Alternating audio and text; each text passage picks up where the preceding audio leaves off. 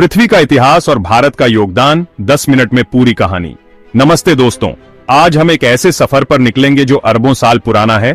एक सफर जो पृथ्वी के जन्म से शुरू होकर आज के आधुनिक भारत तक जाएगा। यह सफर सिर्फ चट्टानों और जीवाश्मों का नहीं है, बल्कि जीवन के विकास, सभ्यताओं के उदय और मानवता के अद्भुत कारनामों का है।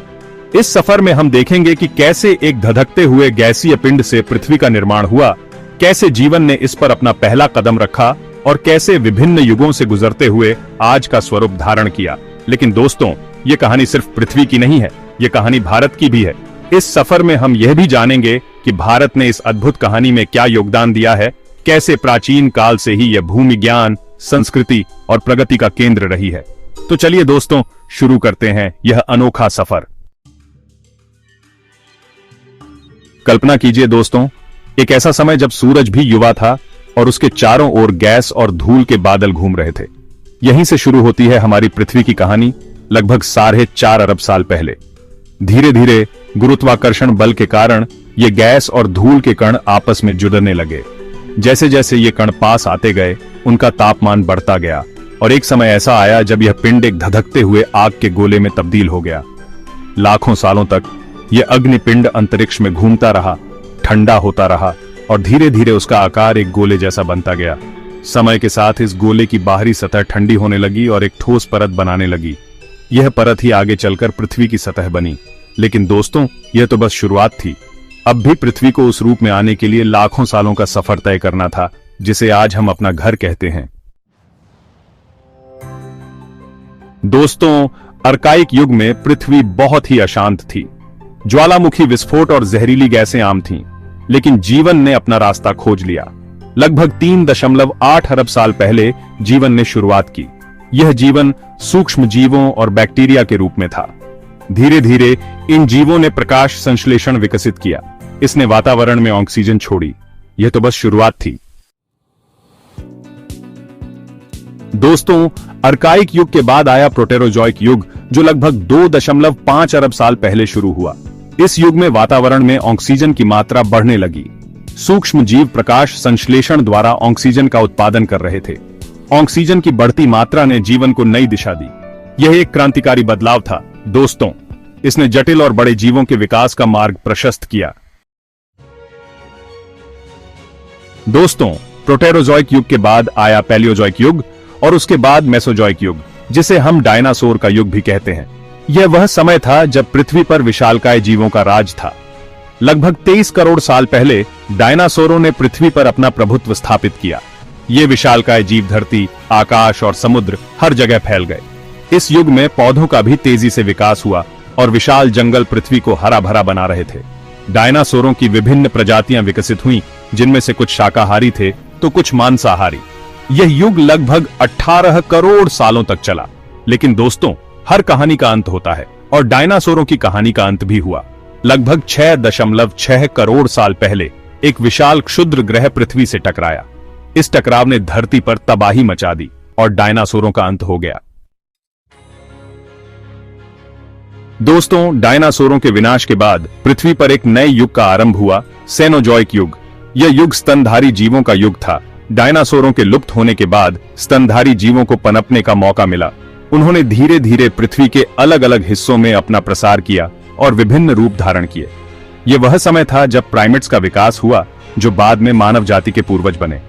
ये प्रारंभिक प्राइमेट्स पेड़ों पर रहते थे और फल फूल खाते थे। धीरे धीरे इनमें से कुछ प्राइमेट्स जमीन पर उतरने लगे और 2 पैरों पर चलना सीख गए। यह मानव विकास का एक महत्वपूर्ण मोड़ था। समय के साथ इन प्राइमेट्स का दिमाग विकसित हुआ और उन्होंने औजार बनाना और आग का इस्तेमाल करना सीख लिया। यहीं से मानव सभ्यता की नींव पड़ी। दोस्तों, अब तक हमने पृथ्वी के जन्म से लेकर मानव विकास तक का सफर तय किया। अब हम उस दौर में प्रवेश करते हैं जब मानव ने सभ्य समाज बनाना शुरू किया। लगभग 5000 साल पहले दुनिया के विभिन्न हिस्सों में सभ्यताओं का उदय हुआ। मेसोपोटामिया, मिस्र, चीन और यहां तक कि हमारी अपनी धरती भारत में भी। भारत में सिंधु घाटी सभ्यता का उदय हुआ, जो दुनिया की सबसे प्राचीन और विकसित सभ्यताओं में से एक थी। यह सभ्यता हड्डप्पा और मोहनजोदड़ो जैसे शहरों के लिए प्रसिद्ध थी, जो अपने उन्नत नगर नियोजन, जल प्रबंधन और वास्तुकला के लिए जाने जाते थे। सिंधु घाटी सभ्यता के लोग खेती करते थे, व्यापार करते थे और कला और शिल्प में निपुण थे। उन्होंने अपनी खुद की लिपि विकसित की थी, जिसे आज तक पूरी तरह से पढ़ा नहीं जा सका है। ये सभ्यता भारत के गौरवशाली अतीत का प्रतीक है दोस्तों, और यह दर्शाती है कि प्राचीन काल से ही भारत ज्ञान, विज्ञान और संस्कृति का केंद्र रहा है। दोस्तों, सिंधु घाटी सभ्यता के बाद भारत में एक नया अध्याय शुरू हुआ, जहां धर्म और दर्शन का विकास हुआ।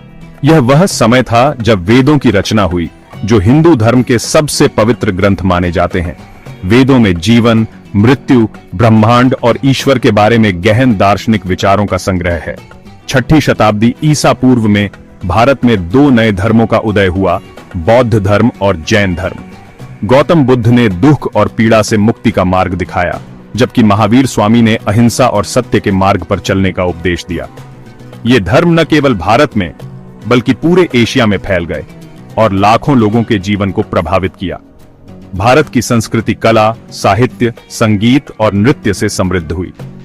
रामायण और महाभारत जैसे महाकाव्यों की रचना हुई, जो आज भी भारत की संस्कृति का अभिन्न अंग है। यह वह समय था जब भारत ने दुनिया को अपनी समृद्ध संस्कृति और दर्शन से अवगत कराया। दोस्तों, प्राचीन काल के बाद भारत ने कई राजवंशों और साम्राज्यों को देखा। मौर्य साम्राज्य, गुप्त साम्राज्य, चोल साम्राज्य, विजयनगर साम्राज्य और मुगल साम्राज्य जैसे शक्तिशाली साम्राज्यों ने भारत पर शासन किया। चंद्रगुप्त मौर्य ने मौर्य साम्राज्य की स्थापना की, जो भारत के इतिहास का सबसे बड़ा साम्राज्य था। उनके पोते अशोक महान ने बौद्ध धर्म अपना लिया और उसे पूरे भारत और उसके बाहर फैलाया। गुप्त साम्राज्य को भारत का स्वर्णिम युग माना जाता है। इस युग में कला, विज्ञान, साहित्य और गणित का विकास हुआ। आर्यभट्ट, ब्रह्मगुप्त और वराहमिहिर जैसे महान गणितज्ञ और खगोलविद इसी युग में हुए। मुगल साम्राज्य ने भारत में कला और वास्तुकला को एक नया आयाम दिया। ताजमहल, लाल किला और फतेहपुर सीकरी जैसे भव्य स्मारक मुगल वास्तुकला के शानदार नमूने हैं। दोस्तों, 18वीं शताब्दी में यूरोप में औद्योगिक क्रांति का दौर शुरू हुआ, जिसने दुनिया के नक्शे को बदल दिया। इस क्रांति के कारण यूरोपीय शक्तियां कच्चे माल और बाजारों की तलाश में दुनिया भर में फैल गईं।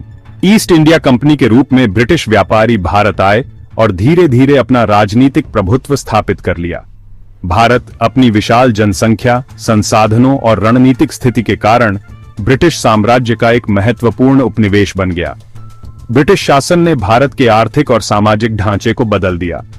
उन्होंने भारत के संसाधनों का दोहन किया और अपनी अर्थव्यवस्था को मजबूत बनाने के लिए उनका इस्तेमाल किया। इस शोषण के खिलाफ भारतीय जनता में असंतोष बढ़ता गया और 1857 में सिपाही विद्रोह के रूप में पहला स्वतंत्रता संग्राम छिड़ गया।